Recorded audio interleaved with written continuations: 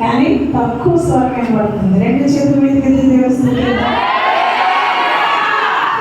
ఆయన సింహాసనాసీనుడు కదండి. అక్కలండి మన మంచికి వచ్చి మనల్ని దీవిస్తున్నాడు. దేవుని స్తోత్రం. తగ్గించుకుని వచ్చినాడు. దేవుని స్తోత్రం. మన మధ్య ఉన్నాడు. దేవుని స్తోత్రం. అందరూ లేచి నిలబడినట్లయితే కీర్తనలు 66వ అధ్యాయం 66. ఇంకా లేవలేని వాళ్ళు కూడా లేచి నిలబడాలి. వాక్యము దేవుడై ఉండేను, వాక్యము మన మధ్య ఉండేను కనుక దేవుడు మన మధ్య ఉన్నప్పుడు వాక్యానికి మనము ప్రాధాన్యతనిస్తూ 66వ కీర్తన మన మధ్య ఉంటున్న మౌనిక శ్రీనివాస్ గారి యొక్క మేనగోడలు మౌనిక, సిస్టర్ మౌనిక వచ్చి 66వ కీర్తన ఉత్తర ప్రత్యుత్తరాలుగా చెబుతారు. తను చెప్పింది మనం వెనకతలు చెప్తాం. అందరూ బిగ్గరగా చెప్పవలసిందిగా కూర్చున్నాం. దేవుని స్తోత్రం కలుగును. కీర్తనలు 66 1 నుంచి రాష్ట్రం చదువు. సర్వలోక నివాసులారా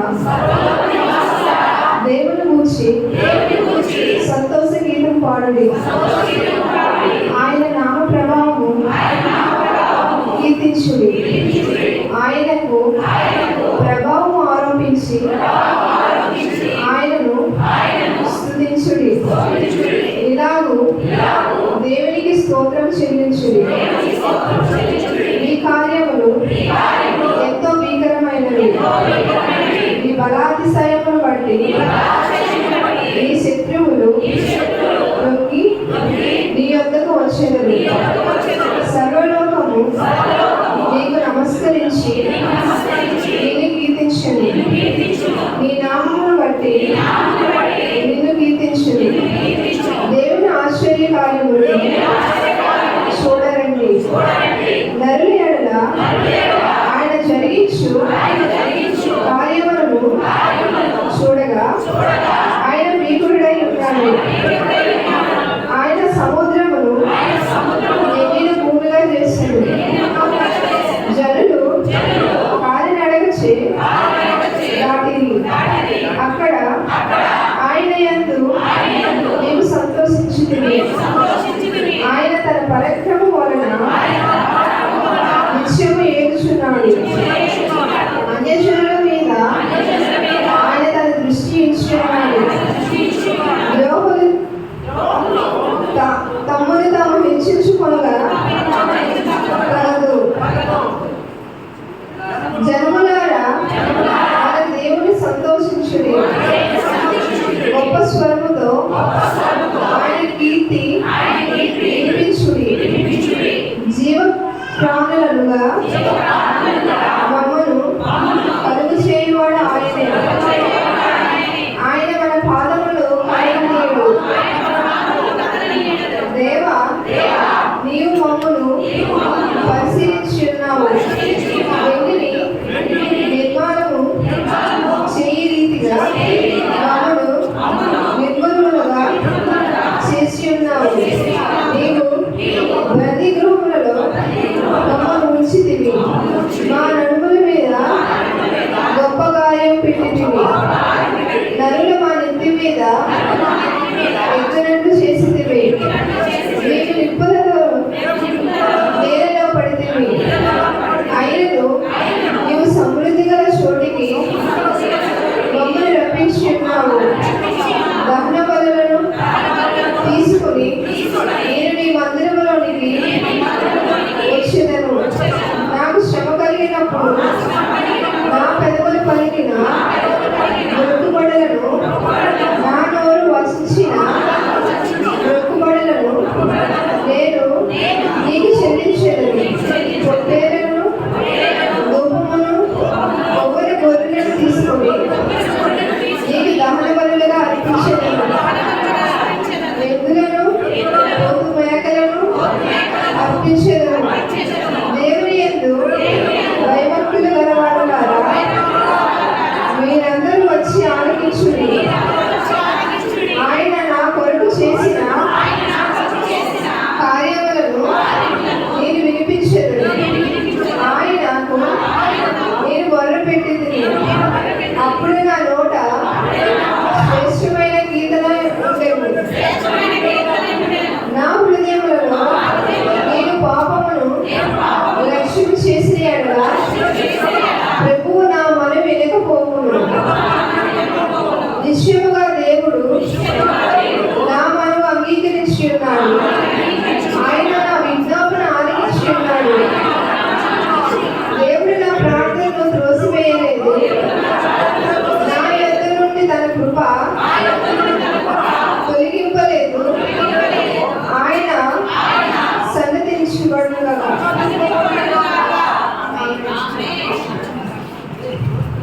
దేవుని స్తోత్రం. అందరూ కూర్చున్నట్లయితే మౌనిక సాక్ష్యం ఇస్తారు. ఇంకా ఎవరైనా సాక్ష్యానికి ఉండేవారు ముందుకు వచ్చి చిన్న చిన్న సాక్ష్యాలు, టైం ఉంటుంది కనుక చిన్న చిన్న సాక్ష్యాలు. ముందు మౌనిక.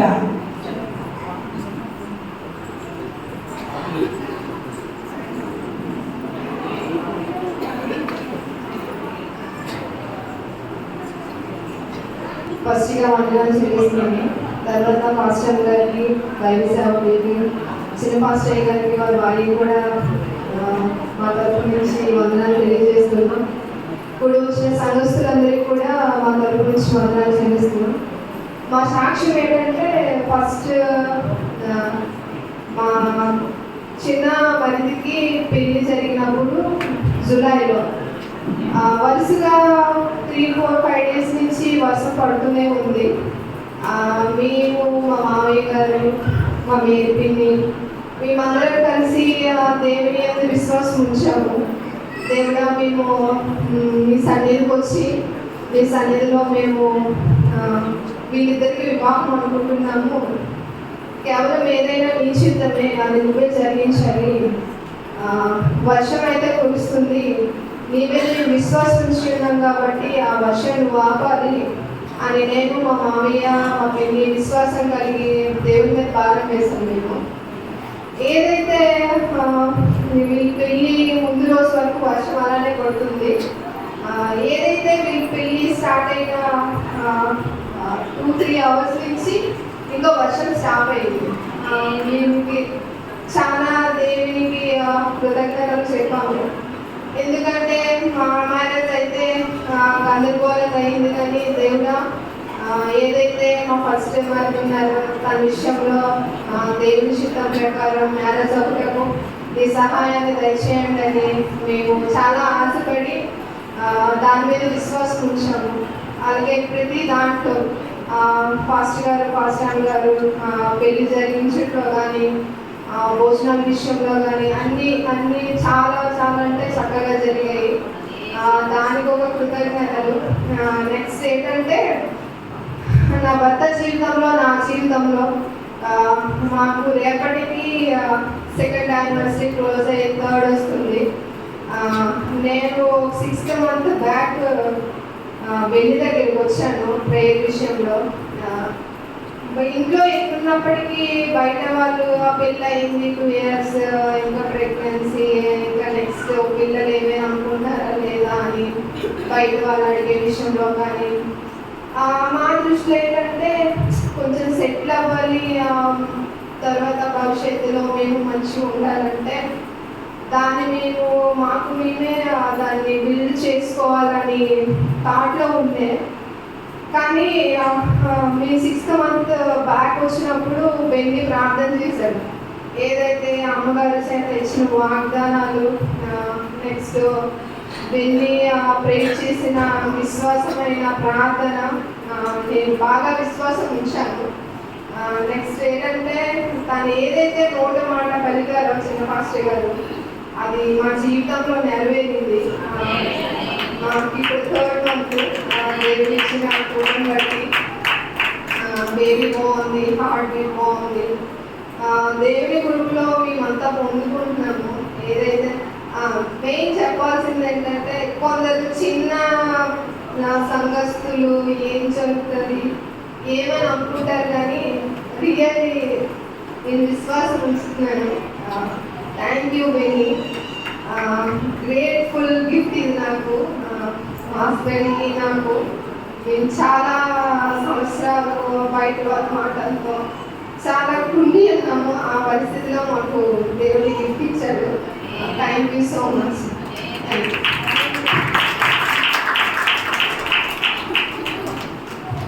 మీరిద్దరు ఎవరైనా చూస్తున్నారు కదా, తోడుకోవడం ఎవరు తోడుకోవడం దేవుని స్తోత్రం. ఈ అమ్మాయికి చిన్న అమ్మాయికి మన మ్యారేజ్ చేశారు అయ్యారు. దేవునికి మహిమ కలుగును గాక. అద్భుతాలు చేస్తున్న దేవునికి స్తోత్రాలు చేద్దాం. దేవుడు చేసిన ఉపకారం బట్టి దేవుని మరొక స్తుతిద్దాం. హల్లెలూయా.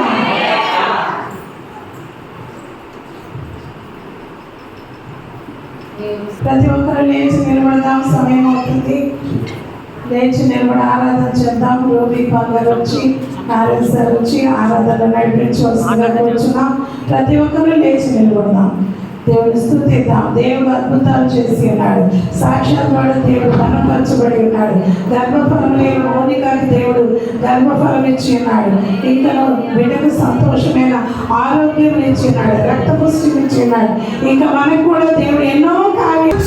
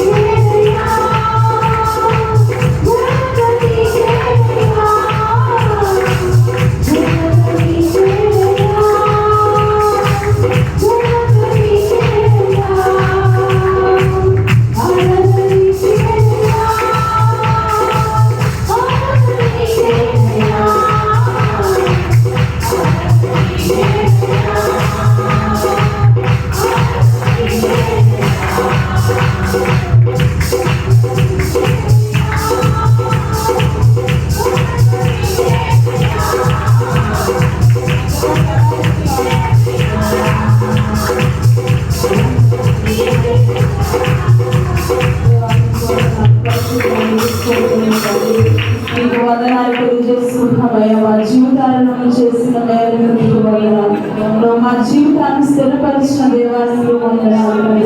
యేసయ్యా, మమ్మల్ని తండ్రి పడిపోయిన చోట మమ్మల్ని నిలబెట్టిన దేవానికి వందనాలు.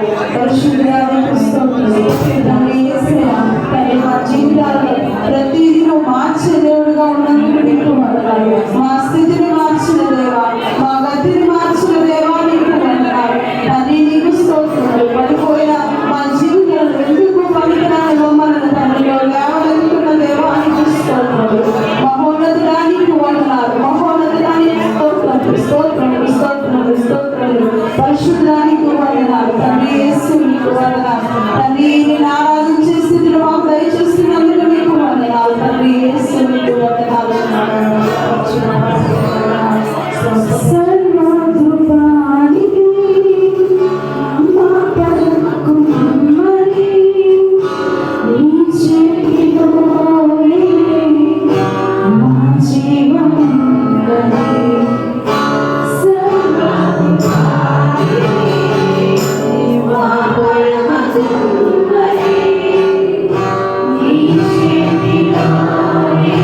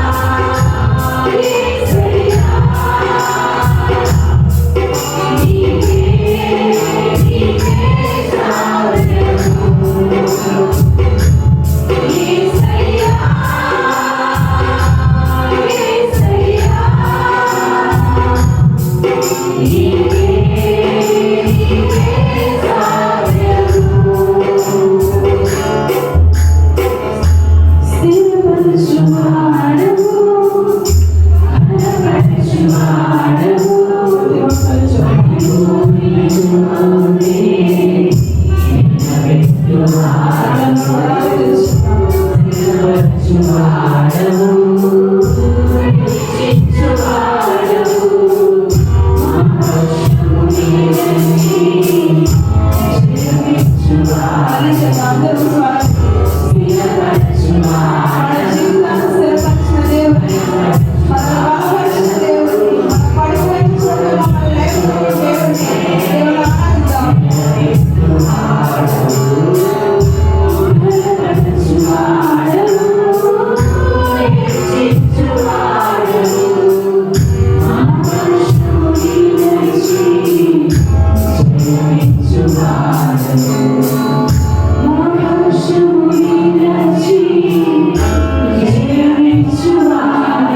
అందరం చెప్తాం.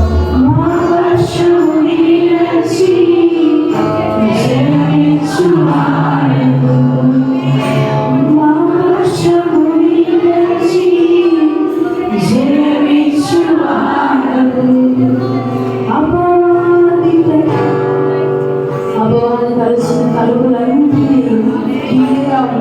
వీడిని వేరుగా మార్చి దేవుడు మన జీవితంలో ఉన్నది దేవుడు స్థితిలో మనం ఎప్పుడైతే పడిపోతామో దేవుడు మనతో ఉండి మనల్ని లేవనెత్తిన దేవుడిని ఆరాధించాలి.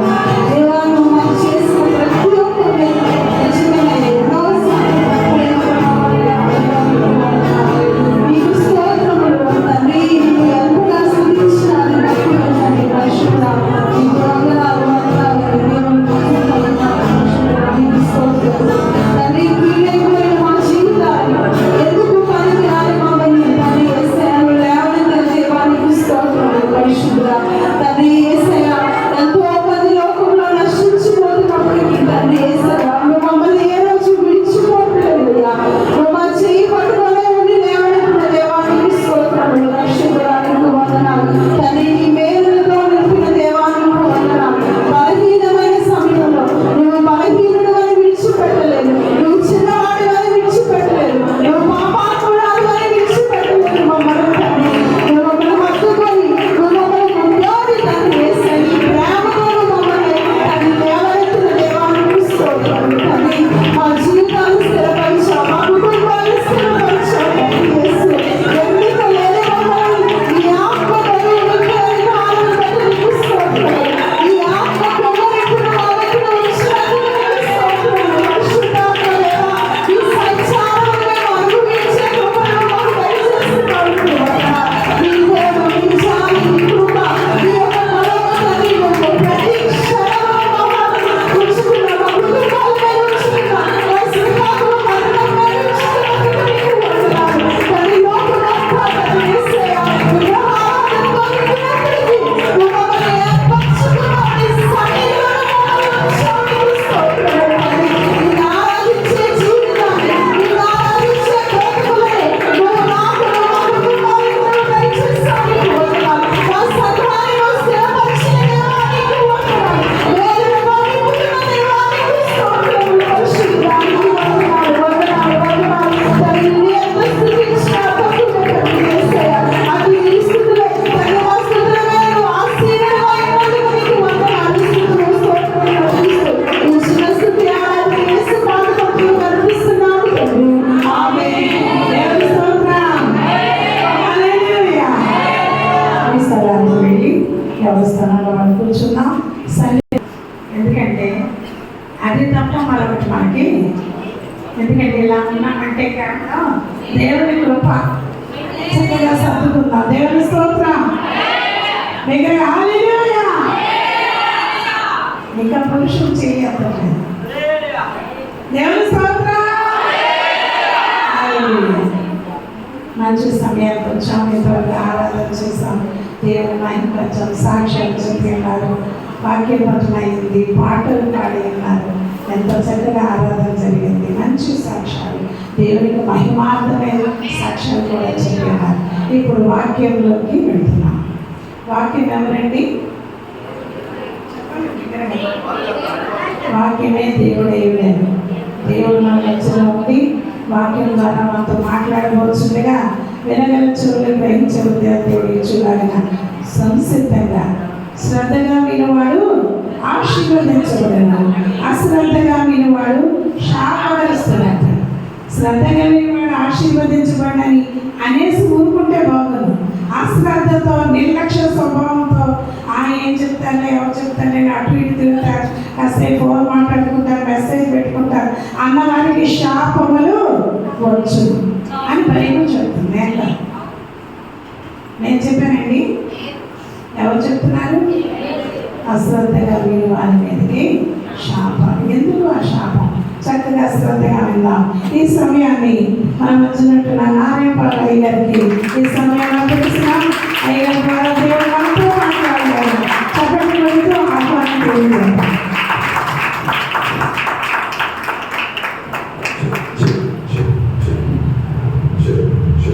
Hallelujah. Praise the Lord.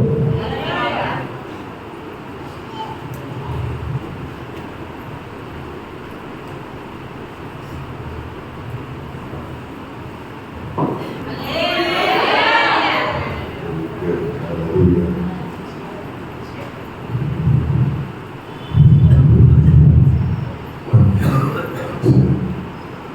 Hallelujah. దేవుడు మనకు గొప్పని నాకు ఇచ్చాడు.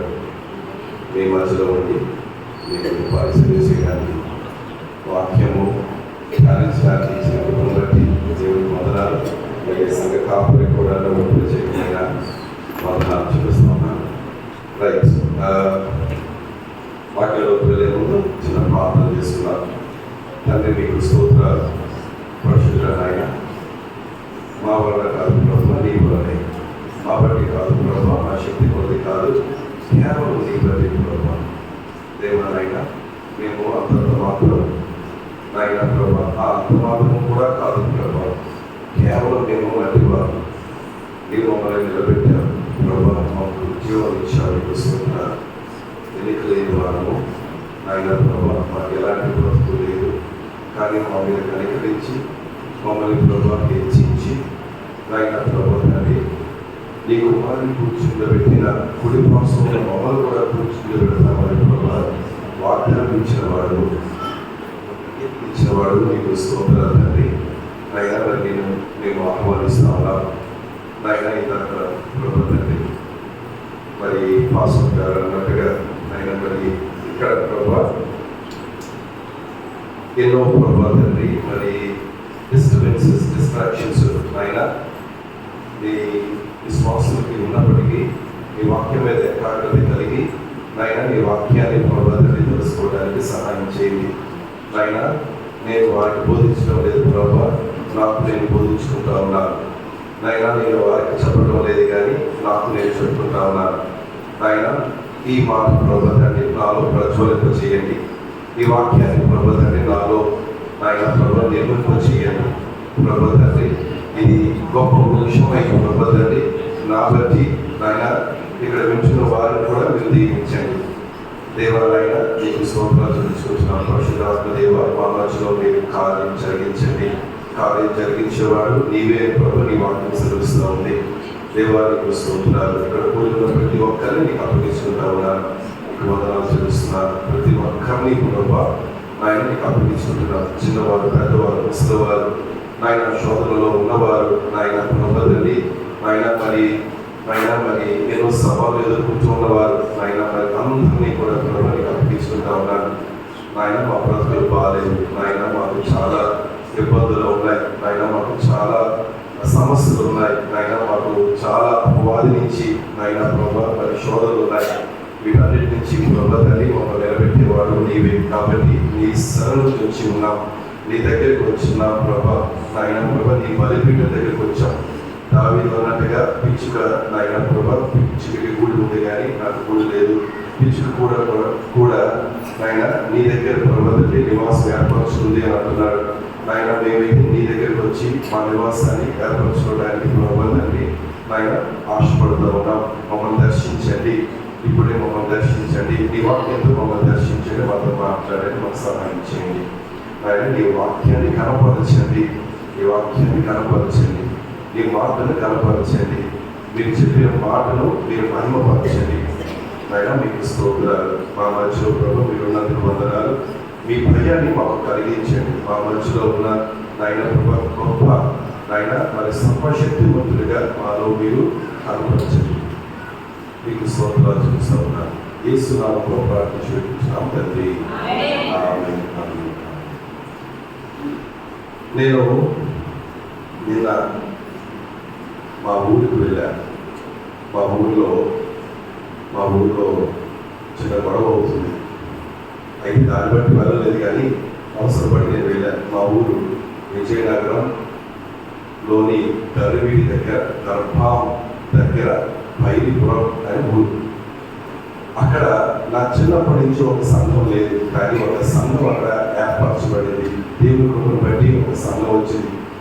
మరి హెబ్రోన్ సంఘం సింగారి సహవాసంలోని ఒక బ్రదర్ వచ్చి అక్కడ సంఘాన్ని స్థాపించారు. సంఘం నేను చూస్తుంది, కానీ కొన్ని సంవత్సరాలు చాలా వర్ధిల్లింది. అయితే ఇప్పుడు అక్కడ వ్యతిరేకత మొదలైంది. మరి ఎవరో కాదు, మా సొంత బంధువుల నుంచే, మా సొంత అన్నదమ్ముల నుంచే వ్యతిరేకత మొదలైంది. అయితే ఆయన అయితే నిలబడ్డాడు. అయితే పాక నుంచి స్లాబ్ అయింది. స్లాబ్ కడుతున్నప్పుడు పాస్టర్ గారిని కొట్టారు, హింసించారు. అయితే స్లాబ్ మాత్రం ఆగలేదు. స్లాబ్ అయిపోయిన తర్వాత ఇప్పుడు సంఘం విస్తరించింది. పక్క ఊరి నుంచి కూడా వస్తున్నారు, చాలా మంది అయ్యారు.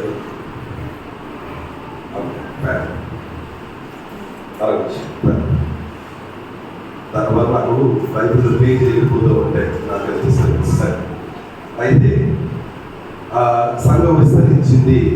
తర్వాత ఇప్పుడైతే ఇక్కడ సంఘమే ఉండకూడదు అని ఊరంతా కూడా ఏకమవుతా ఉన్నారు. ఒక సిటీకి అయితే రెండో సిటీకి కూడా కూర్చున్నారు. అయ్యా నాకు సమయం ఉంది కదా, ఈరోజు సమయం ఉందా? రెడీగా నేనైతే ప్రిపేర్ అయ్యించాను.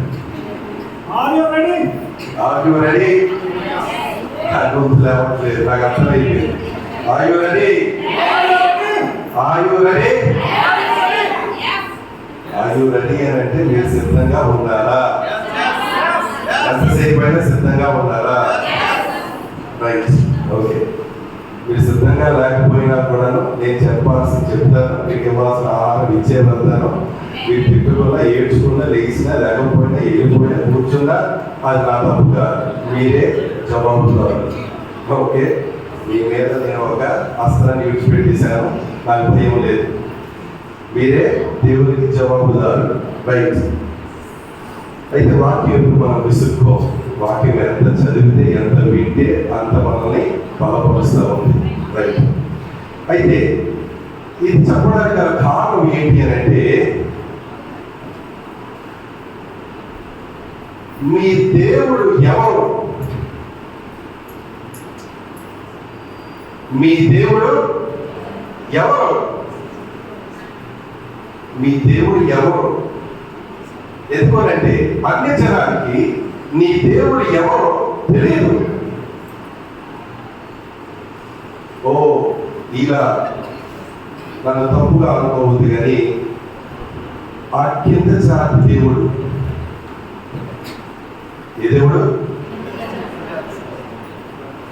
ఒక ఆయన శ్రీ వైష్ణవ కుటుంబం నుంచి వచ్చి దేవుడిని తెలుసుకొని గొప్ప పరిచయం చేస్తా ఉన్నాడు.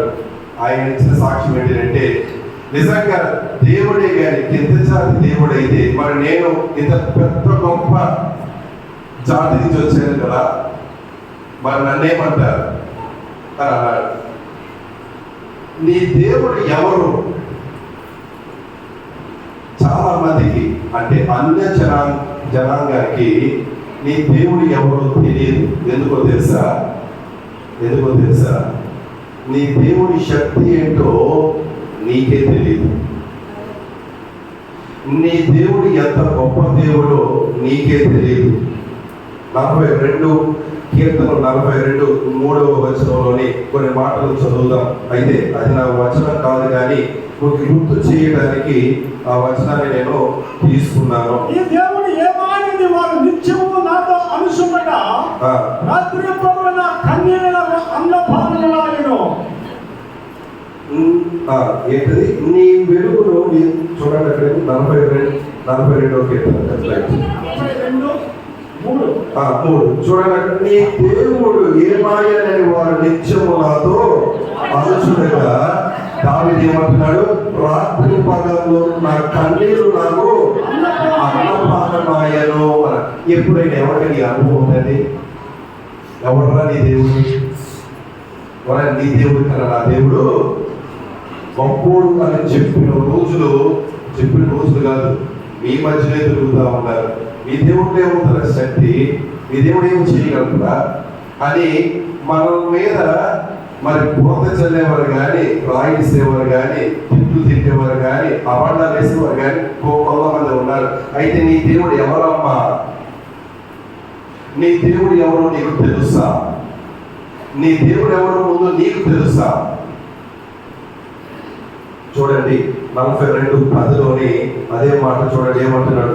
నీ దేవుడు ఏమాయని నా శత్రువు తినవల్ల అడుగుతున్నారు, వారు తమ దోషాల చేత నా ఎముకలు. ఎప్పుడైనా నీ దేవుడు ఎవరా అని నేను అడిగినప్పుడు నీకు ఎప్పుడైనా రక్తం మరిగిందా? నీకు ఎప్పుడైనా రక్తం మరిగిందా? ఏమీ చేయలేని నిస్సహాయ స్థితిలో ఉన్నావా అంటే నీ దేవుడు ఎవరో నీకు తెలియదు. నీవు ఏమీ చేయలేని నిస్సహాయ స్థితిలో ఉన్నావంటే నీ దేవుడు ఎవరో నీకు తెలియదు. 79వ కీర్తన 10వ వచనంలో చూద్దాము. 79వ కీర్తన. వాడు దేవుడు ఎక్కడ ఉన్నాడని అన్య జనులు పలుకునేలా మేము సూచిస్తుండగా వార్చబడిన ఈ సేవకుల రక్తమును కూర్చిన ప్రతి దండన జరిగినట్లు అన్య జనులకు తెలియబడనిమ్ము. చూసారా, వారి దేవుడు ఎక్కడని ఉన్నాడని అన్య జనులు పలుకునేలా అని దావీదు ఇక్కడ ప్రార్థన చేస్తా ఉన్నాడు. ఎవరి రక్తము అక్కడ చిందింపబడిన అన్య జనులుగా భయాన్ని పుట్టించు ప్రభువా అని కూడాను అక్కడ నేను ఒక స్త్రీ ఈ సంఘటన జరిగినప్పుడు ఎప్పుడైతే పాక నుంచి స్లాబ్ వెళ్ళిందో అక్కడ ఎవరైతే అక్కడ సంపద తొంభైలాగా ఎవరైతే అక్కడ అడ్డుకున్నారో వారికి యాక్సిడెంట్ జరిగింది. ఒక ఆయన మరణించాడు. నేను ఆ మాట నేను పంచుకున్నాను, ఒక ఆమెతో పంచుకుంటే అందుకనే మీ దేవుడి దగ్గర రాడు అని అన్నారు. అందుకనే మీ దేవుడి దగ్గర అంటే ప్రజలకి అన్ని జనాంగకి ఆ భయం పుట్టినా కూడాను వాళ్ళు ఎంత వ్యతిరేకతలో ఉన్నారో గమనించండి.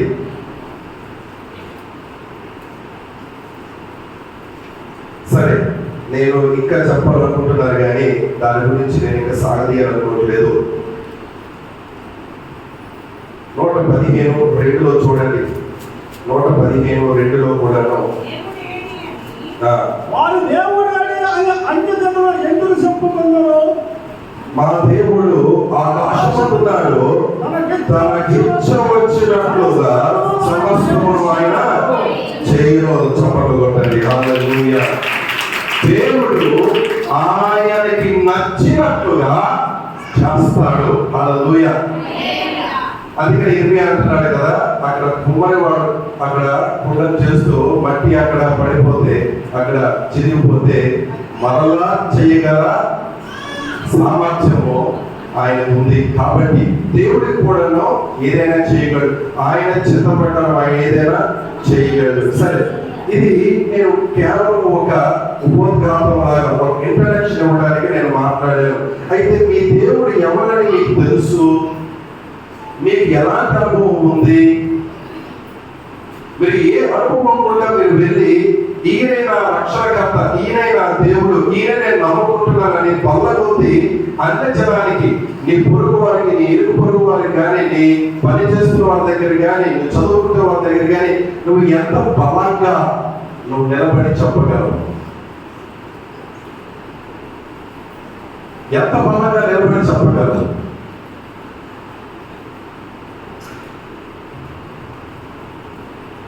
లేవి కాండము 6వ అధ్యాయము 12వ వచనం.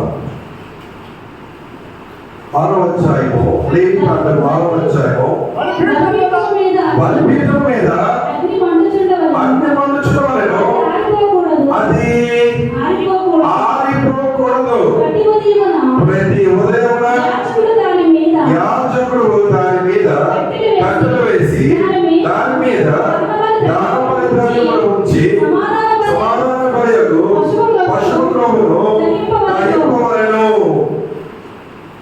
బలిపీఠం మీద అగ్ని నిత్యము మండుచుండవలెను.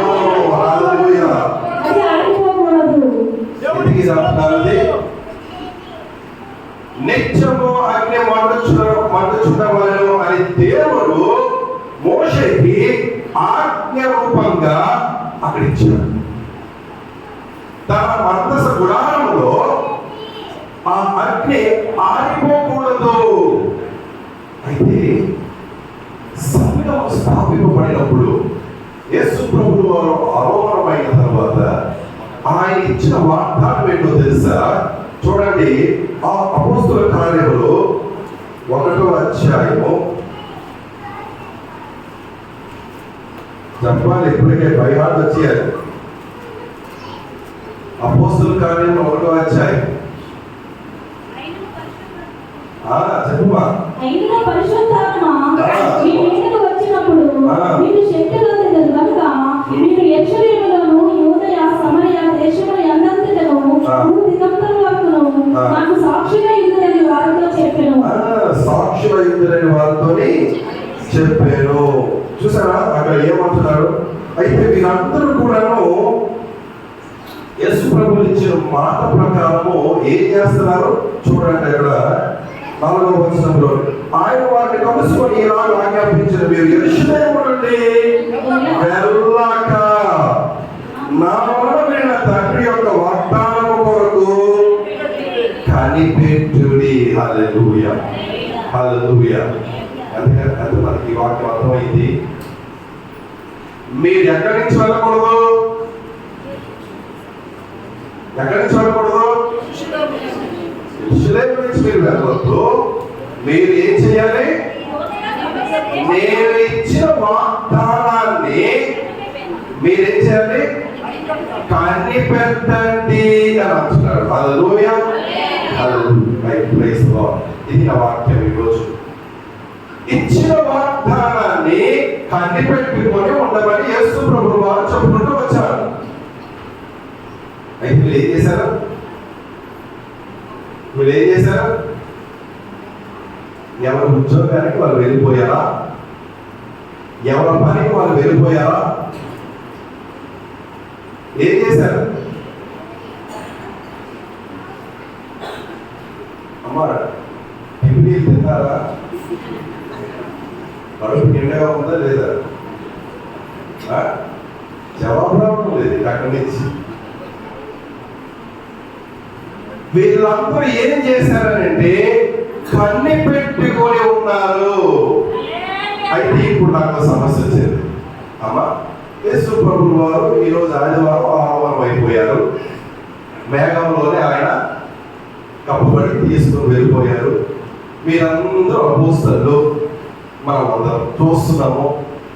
దేవుడు దగ్గర ప్రత్యక్షమయ్యి, బాబు ఎలాగైతే అలాగే వెళ్ళిపోయారు, మళ్ళీ అదే రూపంలో మళ్ళీ ఆయనకి వస్తారు అని చెప్పి యేసు ప్రభువు చెప్పిన మాట వారికి జ్ఞాపకం ఉంది. ఏంటది? కనిపెట్టుకొని ఉండండి. అయితే ఇప్పుడు ఏం చేశారు? వెంటనే మేడగదికి వెళ్ళారు. హల్లెలూయా. వెళ్ళి ఏం మొదలు పెట్టారు? ప్రార్థన మొదలు పెట్టారు. ఇప్పుడు మొదలు పెట్టారు? వాళ్ళ తర్వాత వెంటనే ఇక్కడ గమ్మత్తు, 12 మంది కాస్త 120 మంది అయ్యారు. హల్లెలూయా. 12 మంది కాస్త 120 మంది అయ్యారు. ఈ 120 మంది కూడాను కలిసి మేడగదికి వెళ్ళిపోయి ఏం మొదలు పెట్టారు? కనిపెట్టడం మొదలు పెట్టారు. కనిపెట్టడం మొదలు పెట్టారు.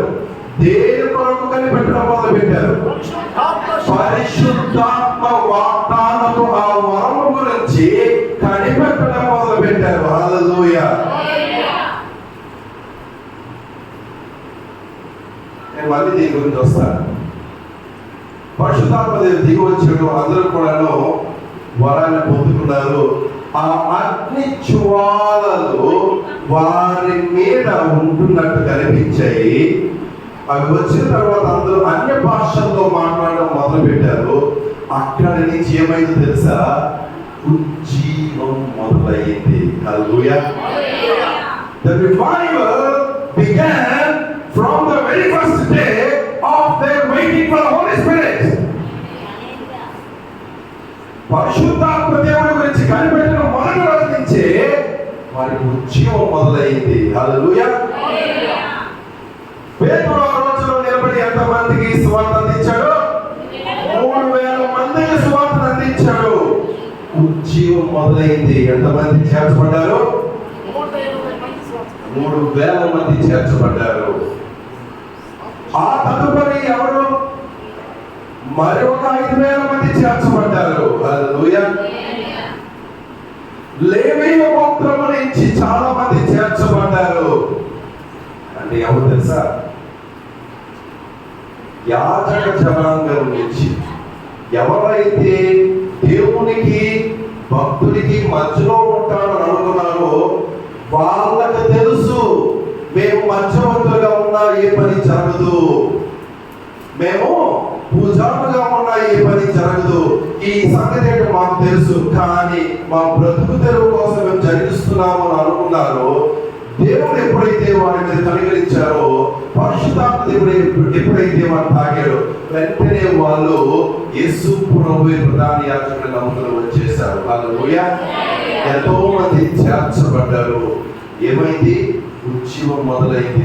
ఇప్పుడు మా అపోస్తుల కార్యాలు 1, 2, 3, 4 చదువుకుంటూ వెళ్తూ ఉంటే అలాగా యేసు ప్రభు చెప్పిన ప్రకారం యోదయ సమరయ, యెరూషలేము, యోదయ సమరయ, భూదిగంతముల దేశం వరకు కూడాను వాక్యము మొదలైంది. ఎందుకు ఈ మాట చెప్తున్నానో తెలుసా? నీ దేవుడు ఎవరు? నీ దేవుడు ఎవరు? నీ దేవుడి గురించి నీకేమో తెలుసు, నీకు ఏ అనుభవం ఉంది? ఆది సంఘము వాళ్ళ అనుభవాన్ని ఒక్కసారి మనం ఒడగట్టి తీస్తే, వారు కనిపెట్టి ప్రార్థన చేయడం వల్ల దేవుడి వాగ్దానాన్ని పొందుకొని ఎంతో మందిని ఈ మార్గంలోకి నడిపించారు. If you don't have Holy Spirit, you cannot be a strong witness for the Lord. పరిశుద్ధాత్మ దేవుడు నీ మీద ఆ వరాన్ని ఇవ్వకపోతే, ఆయన నిన్ను ఆవరించకపోతే, పరిశుద్ధాత్మతో చెప్పకపోతే నువ్వు ఎప్పటికీ కూడా సాక్షిగా ఉండలేవు. నువ్వు సాక్షిగా ఉండాలి అంటే పరిశుద్ధాత్మ దేవుడు నీకు ఎల్లప్పుడూ తోడుగా ఉండాలి. యేసు ప్రభువును వారికి తెలుసు, వీళ్ళు సాక్షిగా ఉండాలి అని అంటే పరిశుద్ధాత్మ దేవుని ఆ అభిషేకం వారి మీద ఉండాలి అని. నా క్వశ్చన్ ఒకటే, ఈరోజు నువ్వు ఎంతో మందికి సువార్త చెప్పాలి, నా దేవుడు గొప్ప దేవుడు అని నీ మనసులో ఉన్న మాటను వాళ్ళకి తెలియజేయాలనుకుంటున్నా, కానీ నీకు అసాధ్యం. నీ తరం కాదు. కానీ అది ఎప్పుడు సాధ్యమవుతుందో తెలుసా? పరిశుద్ధాత్మ దేవుడిని నువ్వు నింపబడితే. అయితే పరిశుద్ధాత్మతో నింపబడాలి అంటే ఏం చేయాలి? కనిపెట్టాలి. ఏం చేయాలి? కనిపెట్టాలి. ఆది సంఘము కనిపెట్టారు. ఒక 100 అంటే 1వ శతాబ్దం చివరి వరకు కూడాను వాళ్ళు చక్కగా దేవుని వాక్యాన్ని ఎంతో మందికి అందించారు. దేవుని వాక్యం ఎంతమందికి అందించారు అని అంటే, మొత్తం ఆసియా ఖండము పౌలుతో అది మరి యూరోప్ ఖండం వరకు కూడాను వ్యాపించింది. స్పెయిన్, రోమా ప్రభుత్వం వరకు కూడాను, ఆ ఎంపైర్ వరకు కూడా వెళ్ళిపోయింది. అక్కడ కూడా ఎంతో మంది వాక్యాన్ని తెలుసుకొని, దేవుని తెలుసుకొని వస్తూ ఉన్నారు. మీ ఏకాగ్రత నా మీద ఉంచండి. పక్కన చీమ వచ్చిందా, చీమ పుట్టిందా, ముందు బాబు తిరుగుతున్నాడా లేదా, నేను బాగా కనిపిస్తున్నానా లేదా, పక్కన నన్ను చూస్తున్నారా లేదా, నేను ఏదైనా మెసేజ్ పంపించాను కదా, ఆ మెసేజ్ రిప్లై వచ్చిందా లేదా, ఇవి కాదు. అందుకనే అమ్మగారు ప్రార్థన చేశారు, డిస్ట్రాక్షన్స్ లేకుండా దేవుని వాక్యాన్ని వినండి అని. నేను చాలా మెల్లగా చెప్తున్నాను, సోలిపోవద్దు, పడిపోవద్దు, పడుకోవద్దు. మీకు అర్థం కావడానికి మెల్లగా చెప్తున్నాను. 33 క్రీస్తు శకం 33 నుంచి 100వ సంవత్సరం వరకు దేవుని సువార్త ఎన్నో దేశాలకి అక్కడ అందించబడింది. అది మనము అపోస్తలుల కార్యాలు 11వ అధ్యాయము 2-3 వచనాలు, అలాగే 14-23 నుంచి 23వ వచనంలో కూడా మనము చూస్తా ఉన్నాము. అయితే వీళ్ళందరూ కూడా ఏం చేసేవారు ఈ మొదటి సంవత్సరంలోనేనంటే, చూడండి అపోస్తలుల కార్యాలలో వాళ్ళు ఏం చేసేవాళ్ళు, అక్కడ వాళ్ళు ప్రతిరోజు కూడాను కూడుకొని ఏం చేసేవారమ్మా, ఏం చేసేవారు చూడండి వచ్చినప్పుడు ప్రతిరోజు మేడగలు కూర్చొని రొట్టె విరిచి వాళ్ళ బోధ యందు వాళ్ళు ఇప్పుడు కూడాను బలపరచబడుతూ ఎడతెగక ఉపవాసంతో ప్రార్థన చేస్తూ ఉండేవాళ్ళు. వాళ్ళ ఉపవాసంతోనే దేవుణ్ణి కనిపెడుతూ వచ్చారు. ఎప్పుడైతే ఉపవాసంతో వాళ్ళు దేవుని వరం కోసం కనిపెడుతూ వచ్చారో, మొదటి శతాబ్దము, ఫస్ట్ సెంచరీ అంతా కూడా చక్కగా దేవుని వాక్యము నడిచింది. దేవుని వాక్యం అంతా కూడా అయిపోయిన తర్వాత అలాగే శత్రువులు కూడా లేచారు.